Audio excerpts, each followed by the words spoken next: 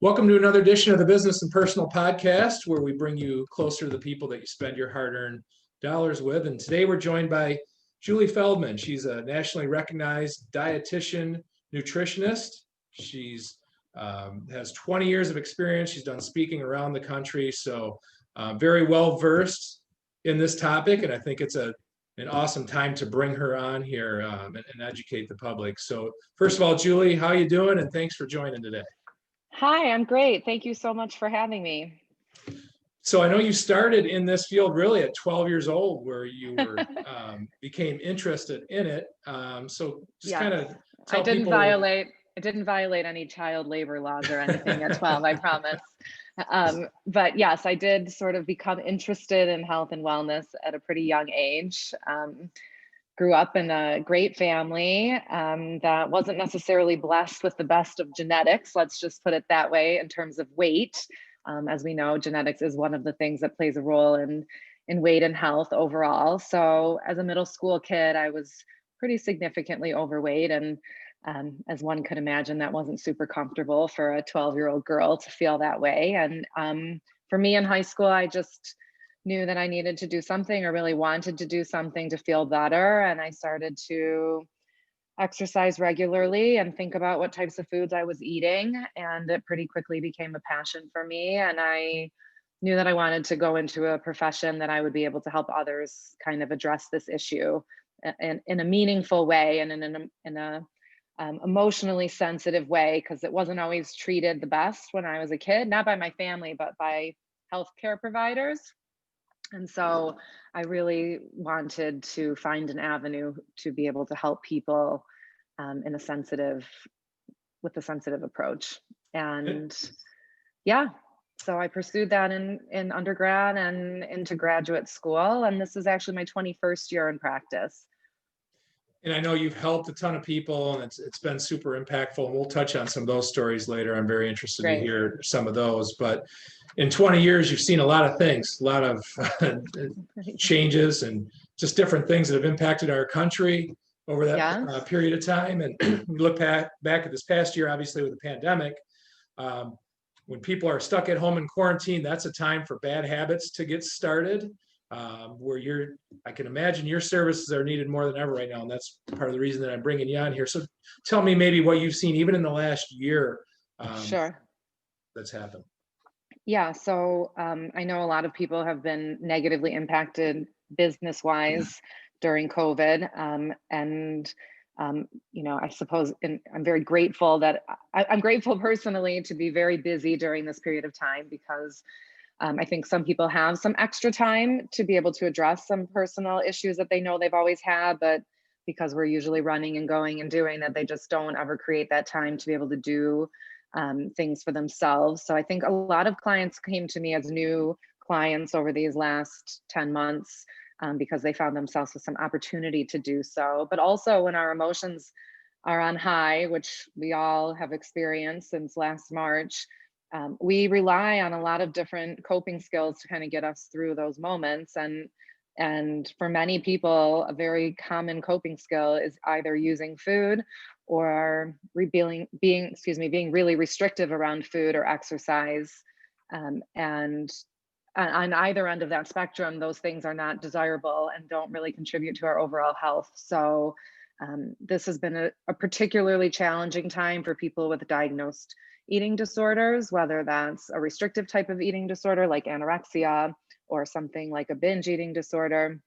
It's also been an extremely difficult time for people who've always just had a challenging time maintaining a healthy body weight with less structure and working feet away from their pantry or being at home next to their kitchen all day, every day. And then you throw in having children at home and just a lot of new types of stress that we're not accustomed to. We find a lot of people, we sort of joked about how much alcohol consumption has gone up over the pandemic, the period of time, but just, for the same reason people are going to drink because life is really crazy and stressful, people eat for those reasons. And food is one thing that we recognize as human beings really early on, even in early childhood, as a very controllable factor in sort of a sea of uncontrollable things. So whether that means I don't eat or it means I eat whatever I want, it can cause difficulties and problems for a lot of people. So the pandemic certainly highlighted that, and in a way that I never imagined going through a period of time like this. None of us did, and I certainly at the onset of it wasn't really sure what would happen. For my career, I switched from seeing clients in my office to doing all virtual work, and I didn't know if that would be maintainable or sustainable or if it would feel therapeutic. But honestly, it's been kind of amazing. And I still have a lease on my office, and I do look forward to going back there and getting to see all my clients and give them a hug. But we've been able to do some really meaningful things just through the screen.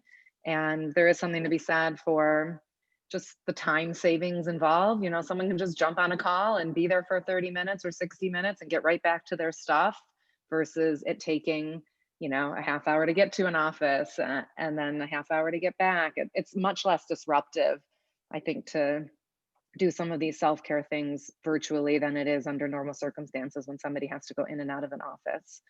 Yeah, that's been kind of the cool thing that's emerged, is just different ways to do business. So do you think there's some things that you've changed in your processes that you'll carry on even beyond? Yeah, I think I will. And I always did, because I would have clients that would graduate high school and go to college and all over the country. So I maintained my relationship with them and was working with them, over Zoom or FaceTime or whatever modality worked best in the situation. So I was really kind of used to doing that. In fact, I probably used to spend maybe 8-10 hours a week doing virtual work even prior to COVID. But it'll be interesting to see how many people want to come back to the office and how many people prefer this. And I would be open to doing both. I think at the end of the day, I'll probably try to schedule certain days as office days and certain days as Right. remote days and just book Yep. people accordingly. Just to have a good mix like that, I think is good Yeah. overall, to mix it up. So I think people get stressed out when it comes to diet and trying to figure out what they want to do. And there's so many different options out there, but you definitely have a different approach than the normal approach. So I kind of fill do. people in on how you go about your process. Yeah, absolutely. And just to validate anybody who's listening who feels confused about this topic, it's no wonder that you're confused. I mean, I've been doing this work for 21 years, and there've been 21,000 different diets probably out during that period of time. And certainly in January, any scrolling through any social media, you're just bombarded with all kinds of gimmicky things, sales pitches to buy into a program or a supplement or a surgery or whatnot. So I call my type of practice, what I call it value-driven nutrition.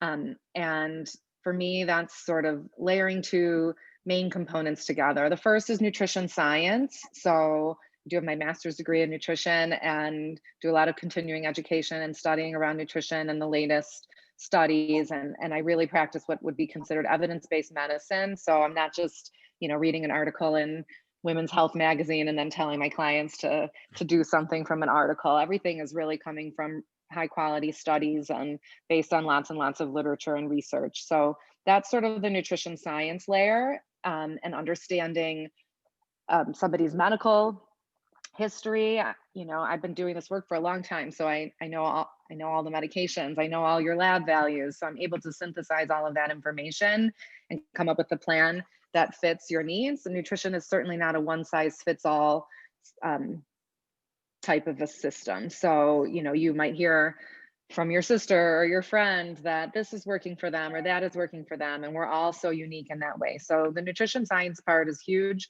and really for me about half of the puzzle. And the other half is what I consider values. So what we know about diets is that they really don't work. In the long run, diets are extremely unsuccessful. Like the 5-year follow-up studies on most diets show a failure rate of like 95%. And if anyone listening has ever been on a diet, you can say everyone's bobbing their head and saying, yeah, I used to joke that there was like a script outside my office that said, hi, my name's so-and-so. I've been on every diet since I was 12 years old. And I know what I'm supposed to do, but I just don't do it. And so for me, if I'm going to try to be helpful to somebody, I want to create a situation that they feel like they can do this. That this is not something that you're going to do for 12 weeks, which is about the average amount of time somebody follows a really strict eating program, but more so that this becomes something that feels like they can adapt it and it can be part of their life forever. So the values piece is helping people to understand and connect with what their core values are, what's really important to them. And then how can I layer that on top of nutrition science to create a system of eating and exercising and self-care that is maintainable and that feels good to them. So I'll give you a quick example of how those two things come together, because it sort of sounds a bit abstract, I know. Um, but what happens for many people is that we start to view foods as good or bad or healthy or unhealthy. And then the minute I choose something that would be categorized as unhealthy, I start to kind of beat myself up and get mad at myself. I describe it as, oh, I fell off the wagon, or I went so off my diet this weekend. And it really turns into the snowball effect, where it's just one sort of less good choice snowballs into many, many, and can be weeks and weeks and months on end of not great choices. And so what I try to do is help my clients come up with sort of like a system by which they're able to analyze how they want to make certain choices. So the example I always give is my mom's carrot cake, because she only makes it a couple of times a year, and for a holiday and for some of our birthdays. And it's really honestly the best ever. I can't eat any carrot cake anywhere else because it doesn't even come close to how good hers is. And when we have that on certain occasions throughout the year, I would consider that a very value-driven decision, because some of my core values are tradition and family. And so sharing in that carrot cake with my whole family at a holiday is really meaningful to me. It's something that I look forward to. I don't feel guilty or yucky for choosing that at that moment. But I go on then, if I'm telling the story, to say that if I were to take home leftovers of that carrot cake and eat it for the next few nights at the end of every long, stressful workday, I'm starting to make that choice for other reasons that are not value driven at that moment. And sometimes helping clients to sort of start to see why they make a decision, that eating healthy isn't just about, well, what does the nutrition label say about that food? But it's more about what your behavior is around that food and why you're choosing that food, that really starts to differentiate how I'm making choices. Because nobody really gets into trouble because they eat a very special thing, 5 or 6 times a year. We tend to kind of get into trouble and develop adverse health outcomes when we are making less good choices every single day. And so it's important to allow a person to be able to feel okay about enjoying their grandson's birthday cake or a special cookie at Christmas, and so on and so forth, because they have a system by which they're able to kind of process through that decision making for themselves. And so I start to not really beat myself up so much anymore, and I'm able to see things much more clearly. And it really, really is life changing for many people who've sort of just yo-yo dieted or been on and off of a diet program since they were in high school. And I often hear like 30 days is kind of that benchmark of having establishing any kind of a routine or whatever in life. Have you noticed that too in what you do? Is the 30-day mark kind of the key, or do you have a different measurement? I say 6 weeks usually to establish a new habit. And also there are things like body chemistry types of things that start to shift and change. I would say between 6 weeks and 3 months. Even there are a lot of lab values that we can check every 3 months to see if we're noticing changes, with regard to, like, if let's say my cholesterol was high and my doctor said, go talk to Julie, she'll help you get your cholesterol down. And it's January 21st, we would go recheck that 3 months from today. So we would give ourselves about 3 months to see kind of what happens, and our body can shift and change over that time. So it takes about 6 weeks even for your taste buds can shift and change too.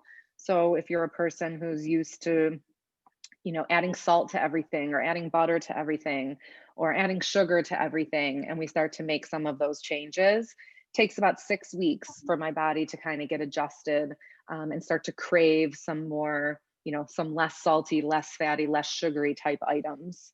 So there's a little bit of our body has to catch up with us when it comes to making really significant food shifts. But in the grand scheme of things, it's not that long if you think about it. And I would imagine anybody that follows the plan for those 6 weeks, that's a checkpoint where you can actually measure some difference and you can measure success. And then that's probably a turning point where they're sold on it and they're moving forward from there, Yeah, right? I mean, honestly, the best part about what I do is that people feel better in 24 hours. I mean, it doesn't take 6 weeks to feel better. Hmm. Probably one of the biggest issues that faces like most Americans on a daily basis is just sort of really erratic blood sugars. And blood sugar changes minute to minute. Like whatever your blood sugar was when we started our call today, it's already different now than it was a few minutes ago. So if Interesting. I make some significant nutrition changes that impact your blood sugar, you'll feel that within a day. You can notice those changes. If I schedule a first session and we meet for our second session a week later, it's pretty unusual if somebody was like tuning in and doing some of the things that we set out to do, that they Yep. don't know that they don't notice like feeling significantly different even just 1 week out. Sure. And you had mentioned earlier working with kids too. I know that you like starting at a young age. What would be Yeah. an age that for parents that are listening would be a good age to start getting their children into this program? Such a good question. So, it's never too young to educate parents about how to talk about nutrition at home, or how to, what types of things to have at home, or how to think about food when it comes to kids. So, I would talk to parents of newborns or toddlers anytime about those questions. Um, in terms of actually having me be face to face with the kid and talk about nutrition, it really depends on the child.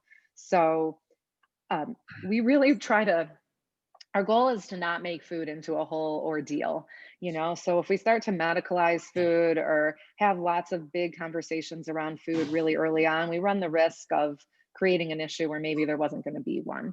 So a lot of times with younger children, the goal for the parents is really just to model good behavior, and to keep a safe environment at home, meaning it has to be just as easy for the child to eat a strawberry as it is for them to eat a Dorito. I always chuckle to myself when parents come in, and say, or call me and say, my son is 5 and he only eats Doritos and chicken nuggets. And I think, well, he doesn't have a checking account or a car. So I guess that means that you're giving him chicken nuggets and Doritos all the time. So a lot of times with young kids, the education is really more geared toward the parent. But if children are starting to notice things that they don't like, they're feeling uncomfortable in their bodies, or they're noticing that everybody else is faster than them, or they don't feel good a lot, then I think it's really powerful to have a conversation about food with kids. When I talk to kids, it is not weight focused at all. So again, trying to connect to their values, helping them to see certain foods do make them faster on the soccer field, or pay better attention in class, or they have more endurance at dance class. So it's those types of things. If I'm able to kind of connect them to that, for a lot of young boys that I work with, we talk a lot about sports. And if I can help them to understand that like every single one of their favorite elite athletes works with a dietitian and has a nutrition plan in place, that they see this not as like a bad thing, but really as a powerful thing, that they get to focus on this stuff, that can be really meaningful. So there really isn't an age. And I'm sure any parent that's listening knows, some 8-year-olds are more mature than than their parents, and some 15-year-olds really are still operating much more at an elementary level in terms of maturity. So I always kind of leave it up to the parents to say, like, do you think your child would get a lot out of this? Would they be attentive? Is this going to add more stress and anxiety, or is this going to lower stress and anxiety? Those are the types of questions I would ask. And that's where the core values, I think, really comes in, because and they'll change throughout the course of life, but it's not hard for kids to find like getting better grades in school, being more attentive in class, or being better out in the athletic field. Like it's Yeah. easy to pinpoint those things that they can look at and measure Yeah. And success. if you think about what kids hear about nutrition, they hear that's junk. Eat that, Yeah. eat more of like that one green thing that you don't like. Right. And they don't ever, nobody really does a great job of teaching nutrition. In Mhm. fact, when schools teach nutrition, unfortunately, they do a pretty, can do a really damaging job of teaching nutrition, because this is a personal topic, and teaching nutrition as a group, to a group of kids, can be really triggering for a lot of kids who feel uncomfortable about Sure. their food choices or about their bodies. So it's powerful to empower a kid, for a child to realize Oh, that's why I don't feel like ever getting on the treadmill when my mom asks me to get on the treadmill every day and I feel too tired. I just want to be on TikTok for, 17 hours. Um, but they can start to notice because I do teaching and knowledge is power. So if a child knows more, then they do better. I think another thing, Julie, that this pandemic has highlighted is just how unhealthy our society is. And there's probably a lot more awareness. I'm wondering if you're getting more questions about the importance of diet to boosting your immune system. Can you just kind of touch on that a little bit and how your service is going to help people in the future? Yeah, I think what we've noticed the most throughout COVID is that if I have a lot of underlying diagnoses or underlying conditions, I'm way more susceptible to, COVID being fatal and COVID being extremely damaging to me with some outliers for sure. I mean, there are plenty of very healthy people who have unfortunately lost their life to this virus, but for the most part, we see these underlying conditions as just being so significant. And we're talking every day, and the ticker on CNN tells you how many people have died, and it's awful and tragic. But what's really kind of fascinating to me is people die every day from preventable diseases that are based on lifestyle. And yes, they're not contagious. So if I have type 2 diabetes and I go to have lunch with you, I'm not going to give it to you.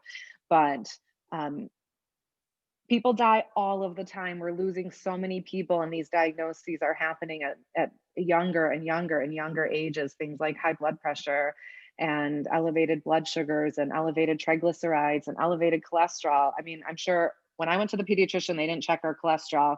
I'm sure they didn't check your cholesterol when you used to go to the pediatrician, but now we check every kid's cholesterol at a certain age, because we're just seeing this epidemic of poor diet quality, more screen time, less running around outside. All of these things come together. There's a lot of dual income households where, kids are just indoors most of the time. And those things are going to have an impact on us. And if I feel like COVID highlighted anything, is that we have to take care of our health. That even if I can't specifically eat to reduce my risk of developing or, of catching something, I can reduce my risk of having a debilitating impact of something. And that's really important, I think, for all of us to recognize. Yeah, so hopefully that's a positive that comes out of this. It puts a highlight on just living healthier to boost your immune system, simply doing that, not only to prevent diseases like COVID, but like you say, preventable deaths for other things that are not contagious diseases. Yes, I hope that we don't lose sight. I hope we all emerge from this changed at least a little bit, that we appreciate all of the things that we used to take for granted. I know, those are things that we talk about at my house. Like, I just want to eat dinner inside my mom's house and not in her garage. Those are Right. things that I know I can't wait to do. But that we don't minimize our health, how, we take our health for granted until we get some bad news from a doctor or somebody points something out to us. So, obviously you do this because, hey, we all need jobs, we all need money, but you also do it because you love helping people out. And in 20 years, I can only imagine how many success stories that you have, but is there maybe one or two that you'd like to share that stand out? Yeah, sure. So that's probably my favorite part of my job is the relationships that I get to develop with my clients. So I have been doing this for a long time. I started out working at Providence Hospital doing clinical work for the first few years of work. And then as I was building my own family, I wanted more flexibility and started my private practice just over 16 years ago, when my middle daughter was born. So I always know how long I've been in private practice because she just got her driver's license. So, Oh, wow. um, and I have developed some pretty amazing relationships with my clients over the years. I actually had a client live with me for a few months, who was really, really struggling. And with her permission, I kind of broached the topic with my family, and we moved her into our house. And she was suffering pretty significantly with anorexia. And I'd like to think that that stay with us has been one of the ingredients that has kept her thriving. And she is well and working and pretty amazing. So, and still not my client anymore, but still a very close friend and pretty much became part of our family. So I pretty much crossed every boundary that there was to cross, and doing all of that with her permission. But like you said, this is not just like a paycheck for me, for sure. So there are certain opportunities that just call for more more involvement, and that was one of them. Wow, no, that's really going over the top, letting someone move into your house. I'm pretty sure none of these like national diet plans offer people to take up residence with them. That's pretty amazing. I know. I think my inclination is I want everyone to come stay with me for a little while, just so I can, whip them into shape. No, I'm just joking. But that was a meaningful experience for her, for sure. Probably life-saving, to be honest. And I think meaningful for my children and myself. And yeah, so that was pretty significant. I have many stories and many clients, but I have a client, which I'll just share the story because I think maybe it brings hope to some people. But she sort of affectionately referred to me as number 10 because I was literally her 10th dietitian.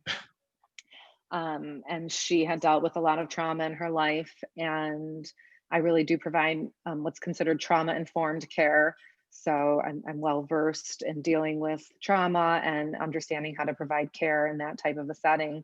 And I'm not saying that I'm the best out of the 10 dietitians that this person worked with, but she was ready and I was capable, and together we got her to graduate from college, even though it had taken her quite a long time to complete undergrad because she had to keep taking medical leaves based on her diagnosis. And she used to run as a form of restriction as part of a diagnosis of anorexia.